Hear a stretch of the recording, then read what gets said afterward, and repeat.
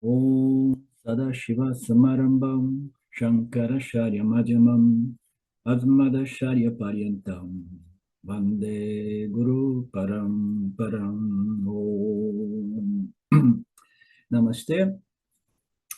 Ok. Nós estamos no capítulo 12, arquivo versos 13 a 14. Nós vimos a primeira metade desse capítulo 12. Ele elaborou, ainda assim, os conceitos da devoção, né, como uma atitude, né? Ele foi chamada, né, eles colocaram isso em termos de uma Bhakti Yoga, né, a yoga da devoção, né? Mas aqui e ali o Swami e as escrituras sempre dizem que não é que é uma yoga por si, mas é um desenvolvimento emocional, devocional que precisa estar presente durante todos os nossos processos, né, como Karma Yoga e como Upasaka, né? E como Nididhyasaka também. Como Nididhyasaka, essa devoção também precisa estar presente. Em realidade, é dito que esta devoção, no caso do Nididhyasaka, né, é a devoção mais elevada. Ela é superior e é simplesmente superior porque o Upasaka, ele ainda vê uma separação ou divisão entre ele, né, e o objeto de Upasana, que é Saguna Ishwara, né?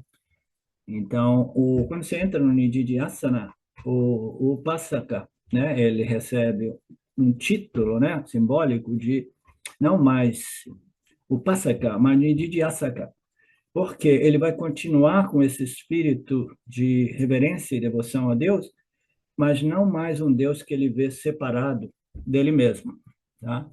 Então, ele se torna um devoto do Deus interior de todas as criaturas vivas e inertes, né?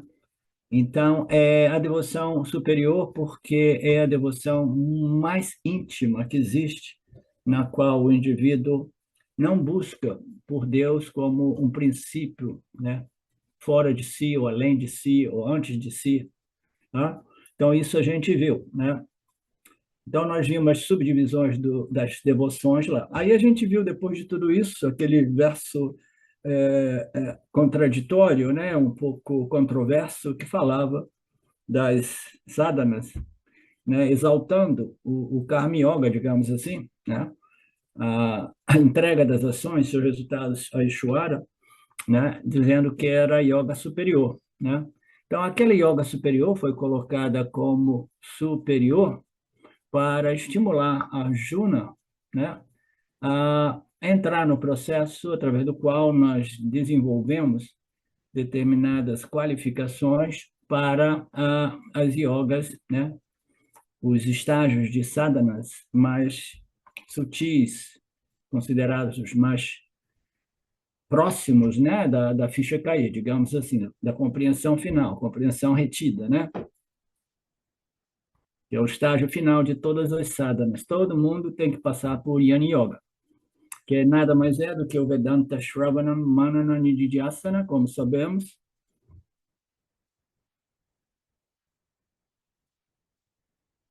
Então, tá. Então, no Nididhyasana, não existe distância, é a ilusão de que Deus existe, né, em dualidade como algo distinto da consciência do observador, ela se dissolve. Então, Deus se torna a consciência do observador, que observa tudo, observa todos os fenômenos do mundo, os fenômenos físicos, químicos, né, biológicos, toda a ciência que existe, a ciência da biologia molecular, a ciência da física, tudo isso ocorre no âmbito de Mitya, né?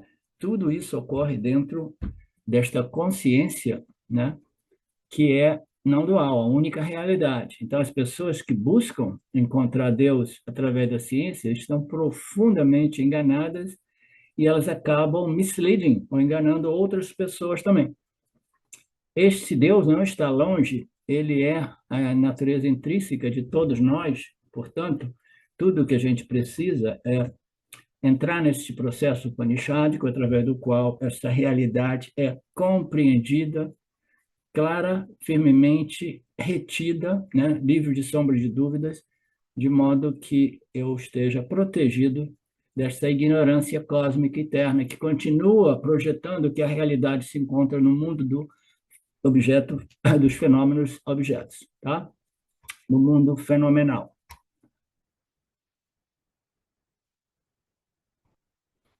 Ok. É por isso que o mantra também é chamado de Parama, né? Chamamos de combinação de Bhakti, os mantras upanishádicos, né? Como Aham Brahmasmi, entre outros, né? São é a culminação de uma expressão da devoção. Não é uma vaidade, não é uma, como é que se diz? Uma atitude arrogante do discípulo, dizer que eu sou Brahman. Não, o ego, ele foi bem resolvido, primeiramente em Ishvara, e depois, no segundo nível, ele foi bem resolvido em Brahman. Então, o indivíduo diz isso, é o Bhakti mais elevado, né? É o devoto não dual, o devoto a um Deus cuja natureza é a única realidade, um sem o segundo. Esse indivíduo estabelecido neste autoconhecimento, né, ele possui o yananista, firmeza e clareza de conhecimento, de convicção, de autoconhecimento.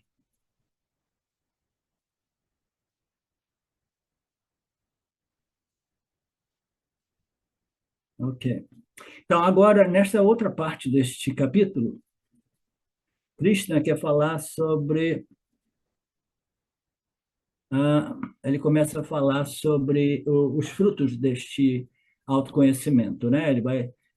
ah, aí o Swami primeiro ele menciona algumas passagens do Gita, né?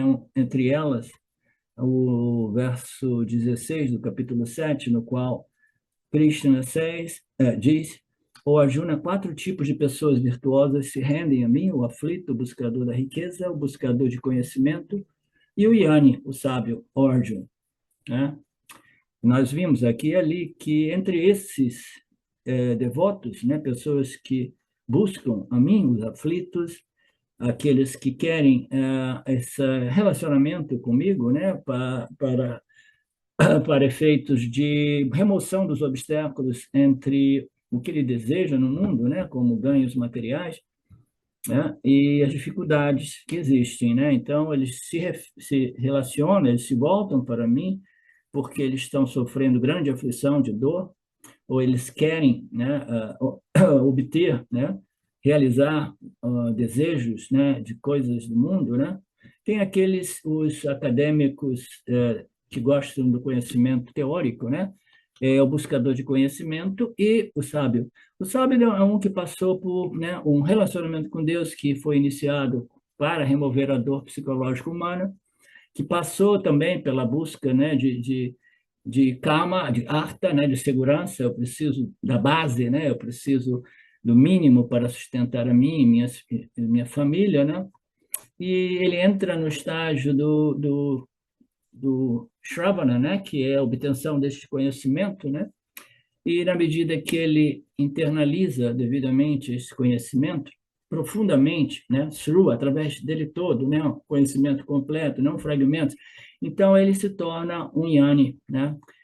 E aqui ele diz que entre todos esses, o que eu amo mais, o que é mais íntimo, né, o que é superior, é o yani, é o mais querido. Querido significa é o mais íntimo, né? A gente sabe que quando nós estabelecemos relacionamentos, até mesmo relacionamento entre pais e filhos, né? Os mais íntimos, né? São os filhos, né? Depois o marido, a esposa, né? Então, esses relacionamentos mais íntimos são aqueles que a gente, né? A gente fica mais, são os mais queridos, né? Até que comece a azedar o relacionamento. Mas, deixando isso para lá, né, são os relacionamentos mais íntimos, né? Então, um relacionamento com Deus, o Nirguna, é o relacionamento mais íntimo que existe, porque, né, o indivíduo já não busca um Deus em dualidade como algo fora de si, né? É uma devoção livre do Dvaita, é uma devoção indivisa, né?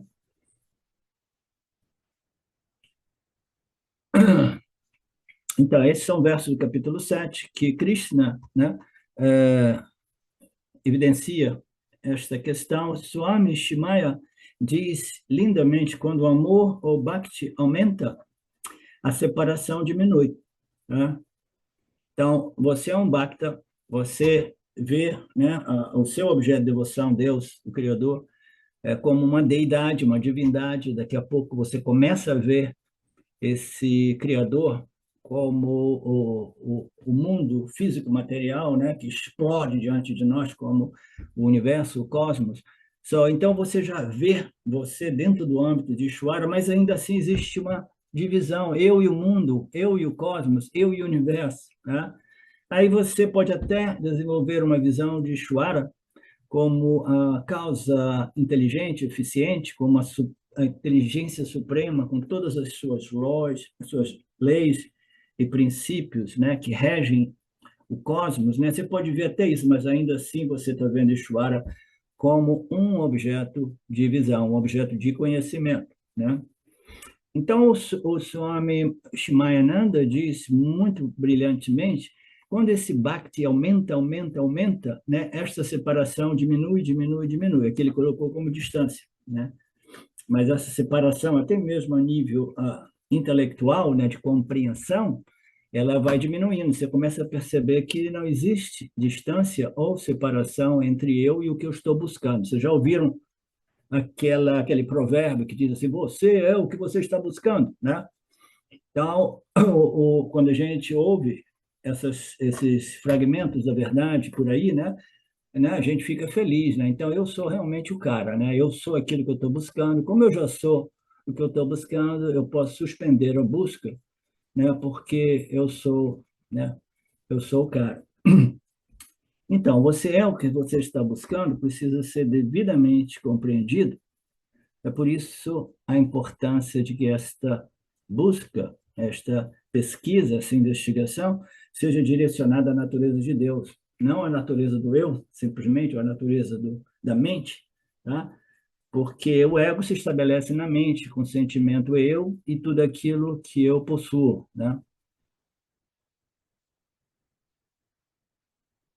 Quando a gente ama alguém, a gente sente que aquela pessoa está muito próxima de mim, não existe separação.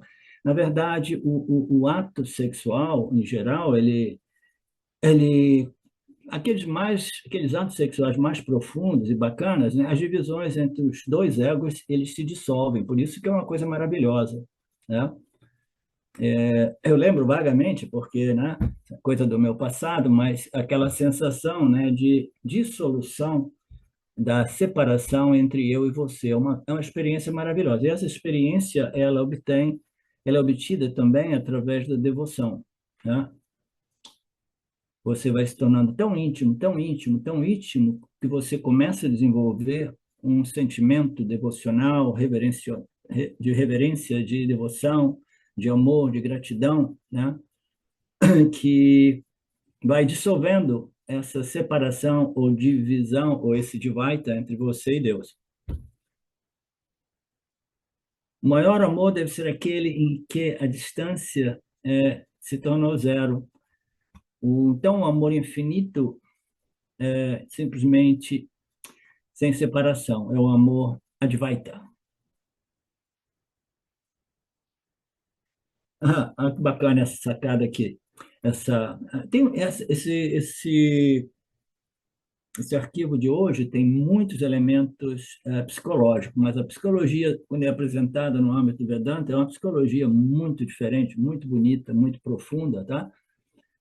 Todas as passagens dos nossos textos que abordam os frutos ou os benefícios, né, do autoconhecimento, ele apresenta esses benefícios a nível psicológico, né? Por quê? O benefício é a remoção do problema do samsara. O problema do samsara é uma dor psicológica, né? Uma condição de dissatisfação, né? Ou de tristeza, né? Crônica, tá?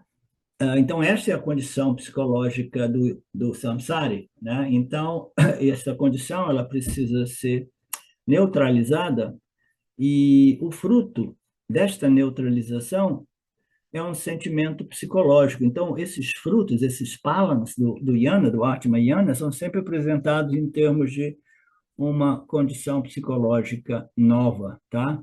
Você simplesmente, emocionalmente, mentalmente, psicologicamente, você experiencia o seu instrumento e o mundo através desse instrumento de modo diferente. E aquela problemática humana de sofrimento emocional, mental, psicológico, vai desaparecendo. Vocês entendem? Alguém tem dúvida a respeito disso?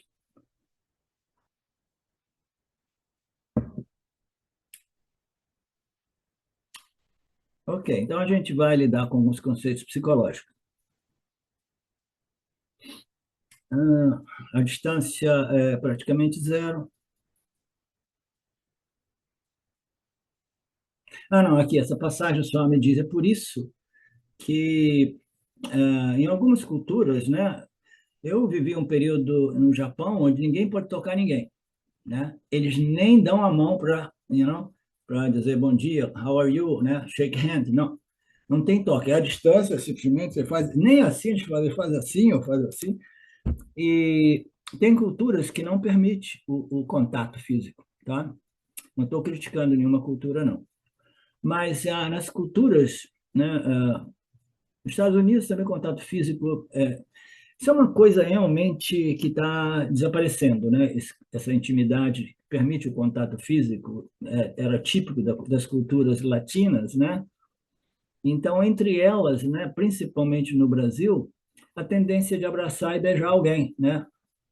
Abraça, dá um beijinho aqui, três para não ficar solteiro, né? Para poder casar, aquelas coisas, né? Então, quando você abraça alguém, né? Você está estabelecendo, né, uma intimidade com alguém, né? Eu estou removendo a distância, a separação entre eu e essa pessoa, né? É muito bacana isso, é muito bacana. Eu, quando eu tinha meu restaurante lá em, em Washington State, perto de Seattle, eu que sempre fui uma pessoa muito assim, né, de tocar, abraçar, né, eu recebia os meus clientes, né, no restaurante, etc. E no início eu não entendia bem o protocolo e eu dava um abraço em alguns deles antes deles ficarem bêbados com vinho italiano, né? Então, o que que acontecia? Ele dava um pulo para trás em choque. Aí eu fui me tocando, eu falei, opa, não pode tocar. Aí alguém falou assim, não, aqui você não pode tocar as pessoas, não tem essa de abraçar, não. Você tem que esperar eles tomarem duas taças de vinho, aí eles vão querer te abraçar, tá? E aí eu descobri que é verdade. Um pouquinho de vinho para eles, eles vão rompendo aquela barreira e daqui a pouco todo mundo quer te abraçar, quer te beijar, tá? Esses são os Washingtonians, tá? Ok. Então, abraçar alguém, estabelecer uma intimidade, significa que é alguém que você realmente aprecia e ama.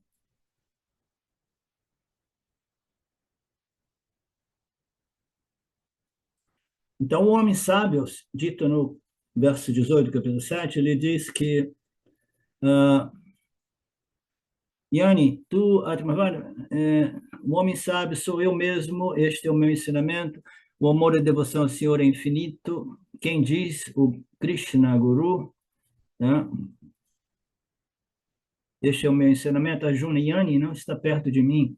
Yani é a coisa mais íntima, porque é a minha própria natureza intrínseca. Tá?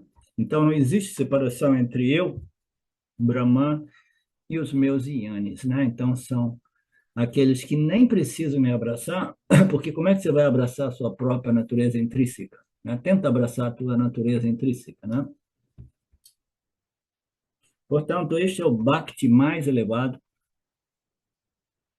E aí o tema aqui, esse tema que nós entramos hoje, que tem bastantes elementos de psicologia, é como este Yanni se comporta no mundo, né? Quais são as transformações que existem, verificáveis, a nível de personalidade, né? Personalidade mental, emocional, psicológica, né? Então, nós vimos na aula passada, a primeira coisa aqui, deixa eu não pular isso aqui, porque aqui e ali tem umas passagens interessantes. o maior Yanni tem que esgotar o seu karma. Então, ele diz que como ele se comporta no mundo, como ele encara as pessoas, como ele vai através das prazeres e a dores da vida. Então, ele diz que o Parabada de um Yanni também é uma mistura de Punya Papa. É importante compreender isso. O Yana, Atma Yana, né? O Atma Yana devidamente internalizado, processado, assimilado, né? Ele transforma o indivíduo, mas ele não faz de modo a cancelar todos os papas que já estão no sistema kármico daquele complexo corpo, mente, sentido. Aquela alma individual encarnada tem no sistema ainda punya e papas que estão se esgotando, que eles não são eliminados, né? Um exemplo típico, mais uma vez, né, usando o Ramana Maharaj, né, esse ser radiante, lindo, maravilhoso, é que ele, depois de uma certa idade, acabou sofrendo um câncer e morrendo daquele câncer com muita dor, né? Então, que papo é aquele, né? Na época, as pessoas pensaram, talvez Ramana não tenha sido realmente um grande iluminado, porque se ele fosse um santo iluminado, ele não estaria experimentando este papo pesado, um câncer tão difícil, né? Aí, uma outra fração dos seus discípulos começaram a desenvolver um conceito, uma fofoca, dizendo assim, não, o Swami, que é muito parecido, né, com as noções do cristianismo, ele falou assim, não, o mestre, né, o Swami, o Ramana, ele chamava ele de mestre, né? O mestre, ele sofreu esse câncer, mas não é devido ao karma dele, é o karma dos discípulos deles que foram transferidos para o Ramana. A gente já ouviu falar disso, né?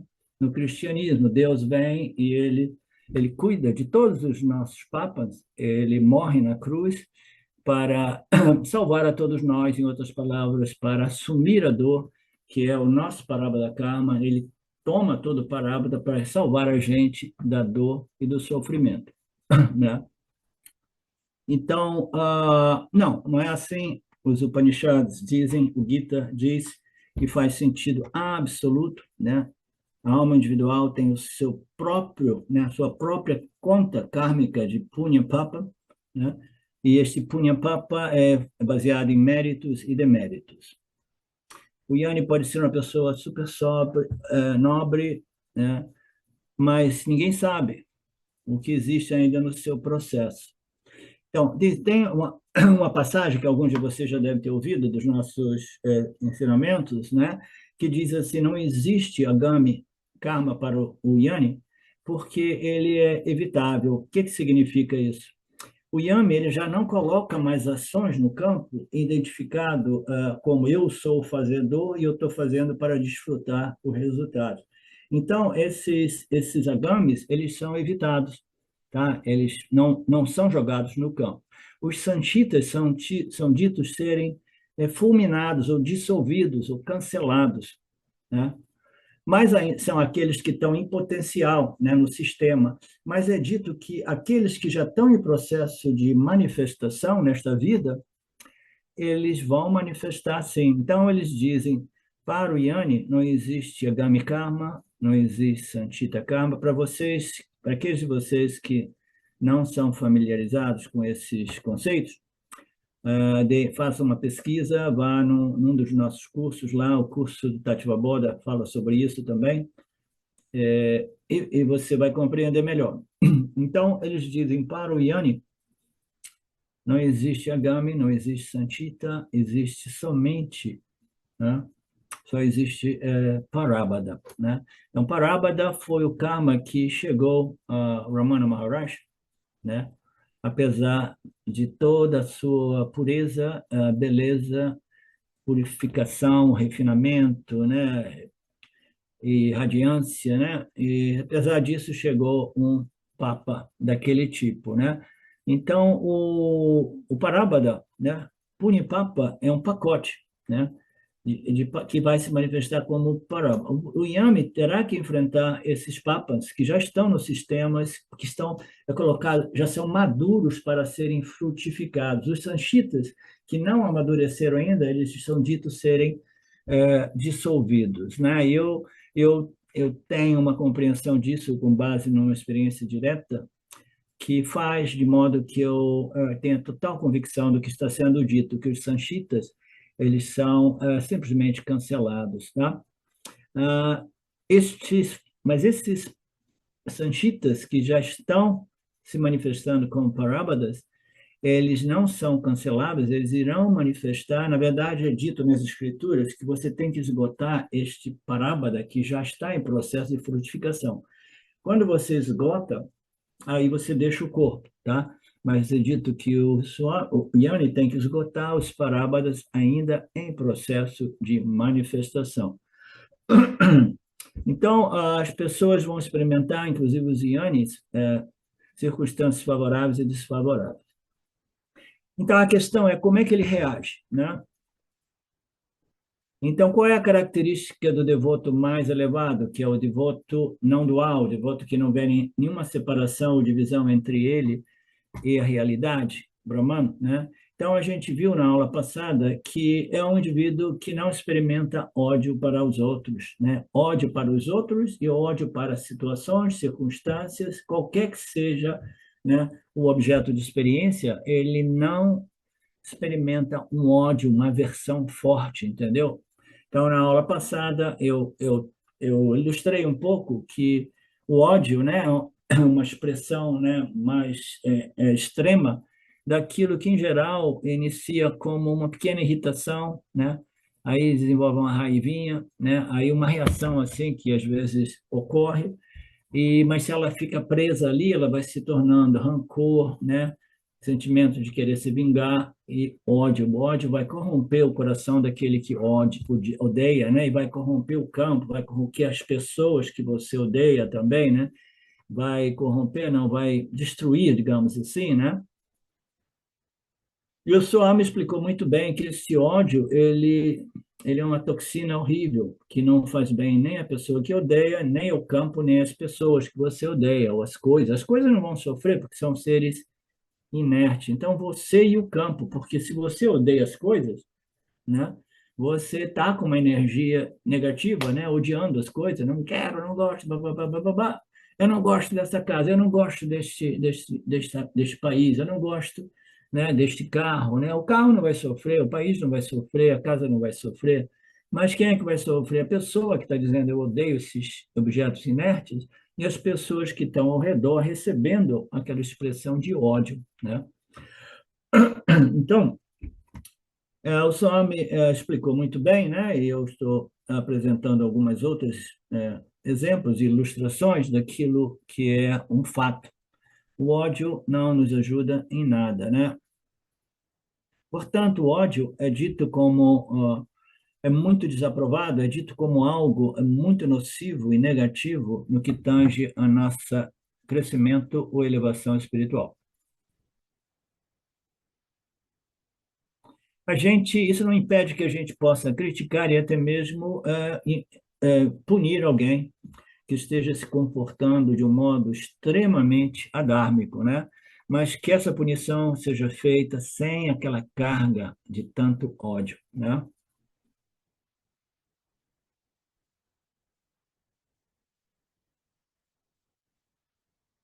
Se alguém se comporta muito bem comigo, então eu sou a vítima dessa conduta negativa de alguém.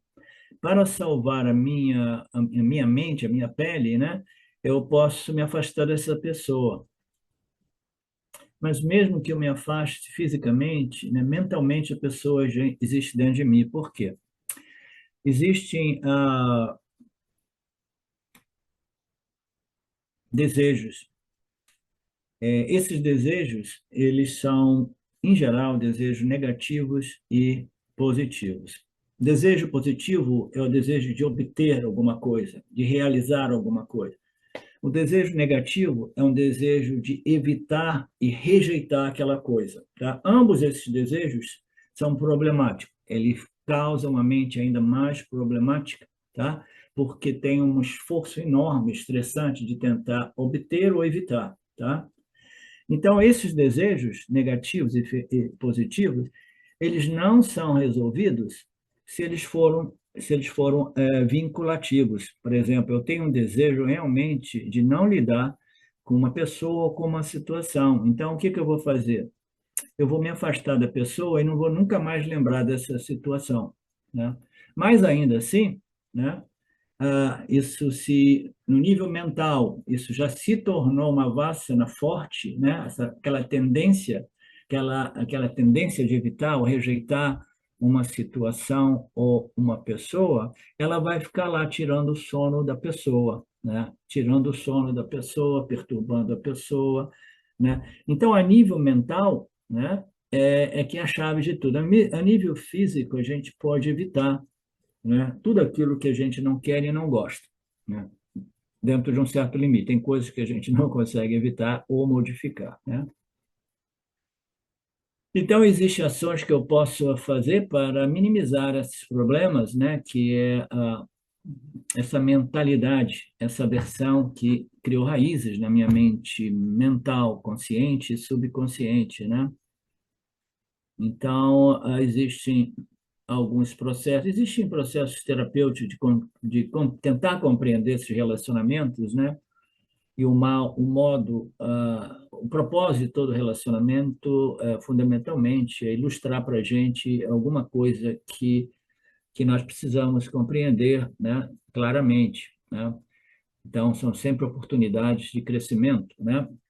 Relacionamentos com situações ou pessoas, relacionamentos que são desconfortáveis, né? Então, se você houver alguma dificuldade dessas, você pode orar para aquela pessoa. Aí o Swami entra no âmbito de você fazer coisas tentando modificar a pessoa através da oração, tá? Mas você jamais deve odiar internamente, interiormente, não odeie a pessoa. Mais uma vez, aquele ditado: não odeie o pecador, odeie o pecado. Aí o Swami explicou na última aula: não odeie nem o pecado. Porque se você odiar o pecado, você estará fazendo mal a você mesmo, porque o ódio é um problema, né? Independentemente de um ódio pelo pecador ou pela o pecado por si, simplesmente compreendendo que o pecado é fruto de uma ignorância espiritual que é muito pervasiva neste Kali Yuga, principalmente. Então, esse é o teste, o quanto eu odeio as pessoas e as coisas, né? Um teste para quem? Não para você estar medindo, né, a sabedoria das pessoas ao seu redor, mas é um teste para você mesmo. Não para você julgar as pessoas ao seu redor, mas para você mesmo.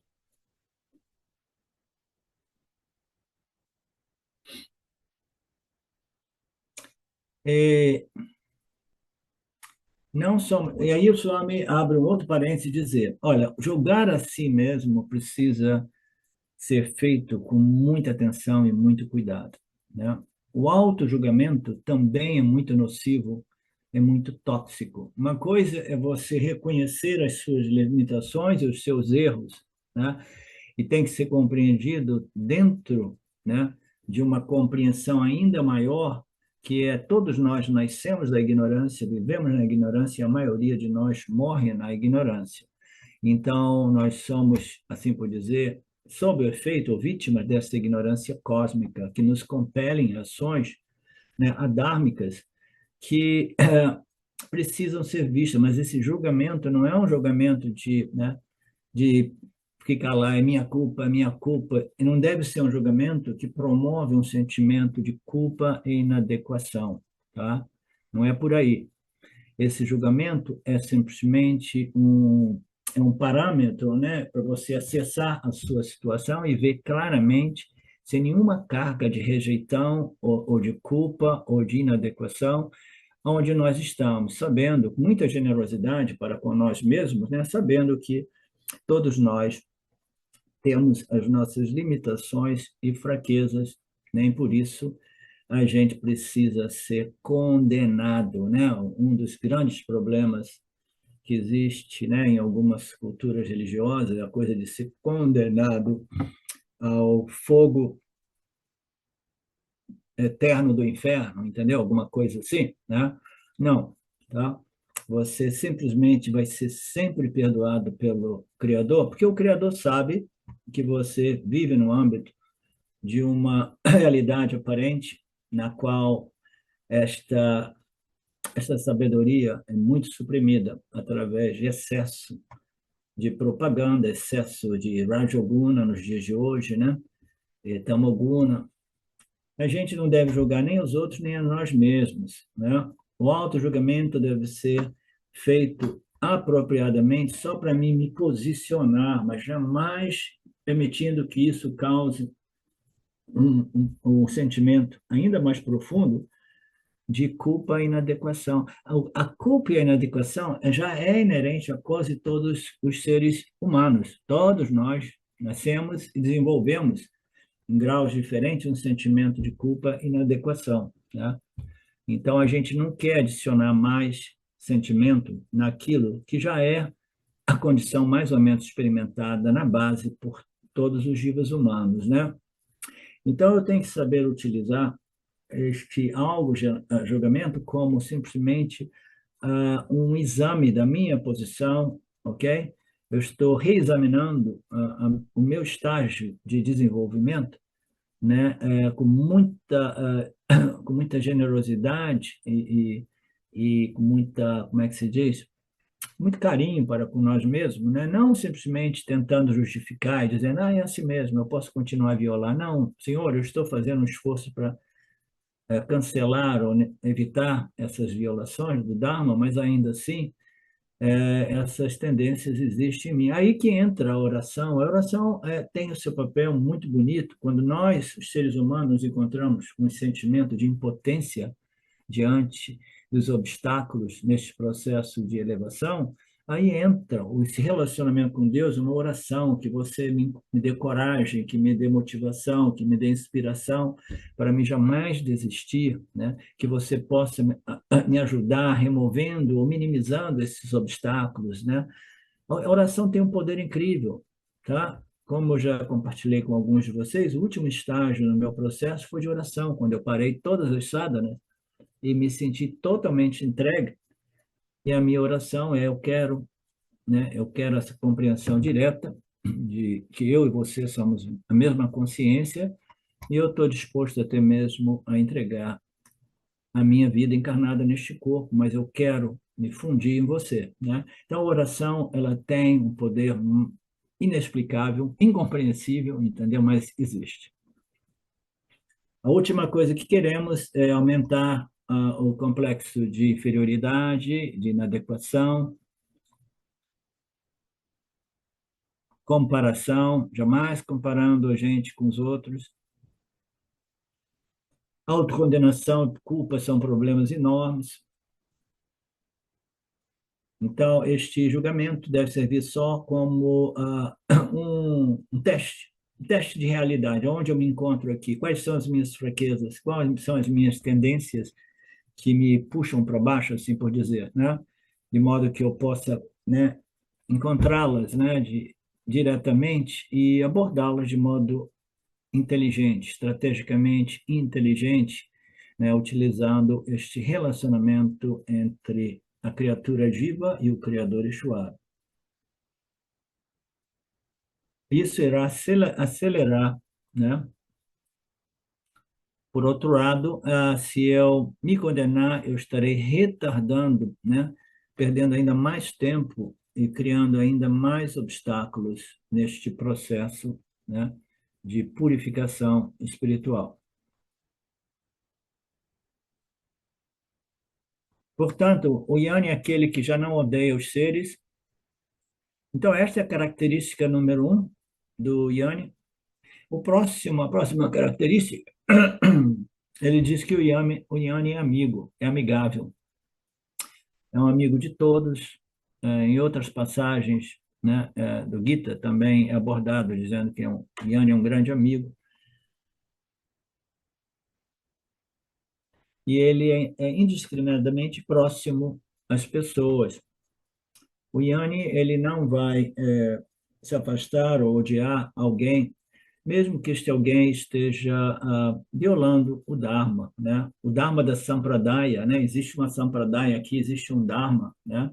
Se alguém viola o Dharma de uma Sampradaya, Assim, mesmo modo, o Yanni não deve odiar ou se afastar dessas pessoas. Ele pode tentar abrir os olhos dessas pessoas, dizendo, ó, não é por aí, entendeu?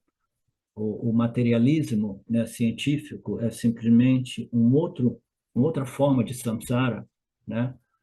Que se você não se submete realmente a este pacote, professor, escritura, né, estudando tudo isso, contemplando, meditando, né, fazendo nididhyasana, você vai se perder no mundo da espiritualidade científica, da espiritualidade, né, das energias, né, da física quântica, tudo isso, entendeu? Tudo isso é mítia, né? Tudo isso você está simplesmente achando que não, olha aqui, a ciência está próxima disso e disso, está provando nada. A ciência está buscando na estrutura subatômica do átomo, ou na biologia celular, e tudo isso está buscando o quê? Aquilo que pode ser o início de tudo. O início de tudo é fora do âmbito de mítia, e só existe uma ciência que irá revelar isso, que é o Upanishad, mas as pessoas se perdem. Mas ainda assim, o Yanni não deve condenar ou se afastar de tais pessoas. Conhecendo-me como recebedor de rituais e austeridades, que sou o Senhor Supremo de todos os mundos, o Yanni deseja o bem a todos os seres e assim se alcança a paz. Então, o Swami diz assim, no quinto capítulo do Gita, já é dito também que o Yanni é um amigo de todos, deseja o bem a todos. Aí o Swami aproveita e faz o mergulho na definição do que é um amigo. Aí ele entra mais no âmbito de uma psicologia mais simples, né? Então, o que é amigo? É um amigo verdadeiro. Um amigo verdadeiro é aquele que jamais te condena, realmente. É aquele que é capaz de manter os seus segredos, de não sair por aí fofocando, né? Importante também, quando você tem um amigo, se sente íntimo, às vezes a gente precisa desabafar, a gente precisa de dizer para alguém aquilo que nos perturba, né? Mais de tudo, né? Então, esses amigos, eles simplesmente eles não saem por aí entregando os seus íntimos segredos, né? Esse amigo ele não vai ficar fazendo propaganda dos seus defeitos, né? Mas ele vai afirmar para você e para os outros as suas qualidades. Esse amigo ele não te abandona quando você está em muita dificuldade.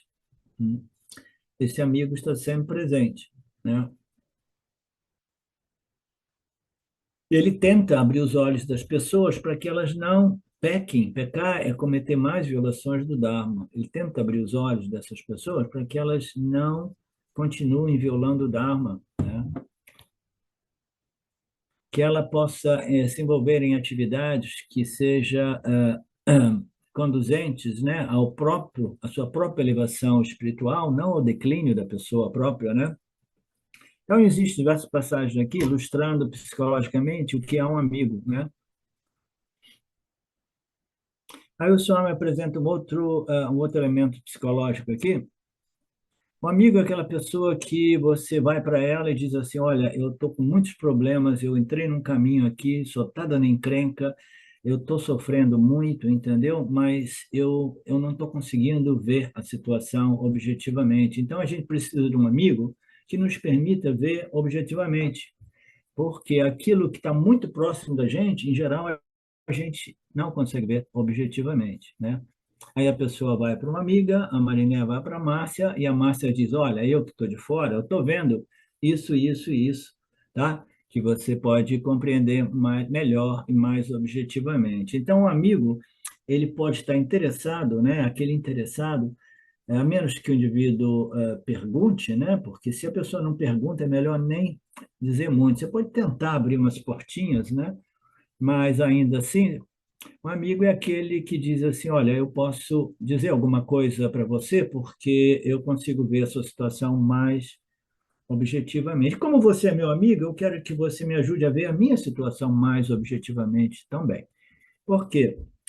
Porque essa é a natureza. Do mesmo modo que os olhos veem tudo fora, eles não veem a si mesmos. A mente humana é capaz de ver a situação, tirar um retrato de uma situação, fazer uma leitura, mas muitas vezes, devido aos bias, né, os viés da mente subconsciente, a gente não vê as coisas com clareza objetiva, né?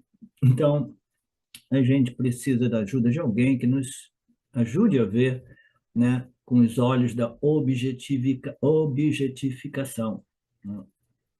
É muito difícil desenvolver objetificação.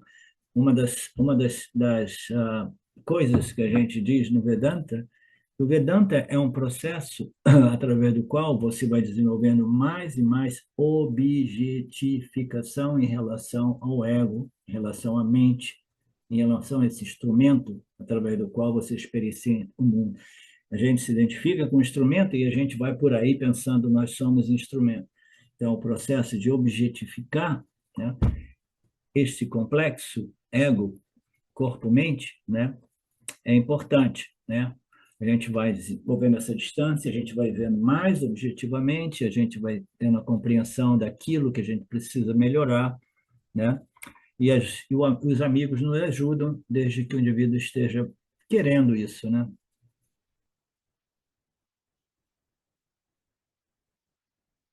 Às vezes a gente não sabe quais são os meus. Como é que são os black spots, Marcelo? Ah, aquele black spot que no carro a gente vê no espelhinho, tem um black spot, tem uma parte do espelho que não permite ver o carro que está passando do seu lado.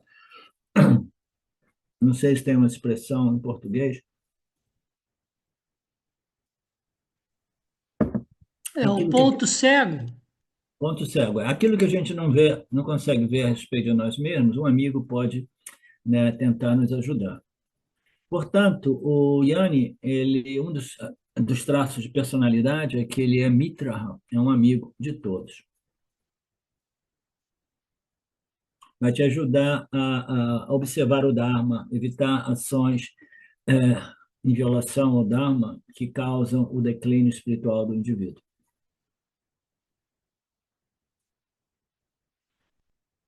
Aquele que te ajuda a permanecer no caminho da retidão, no caminho da purificação e da elevação espiritual.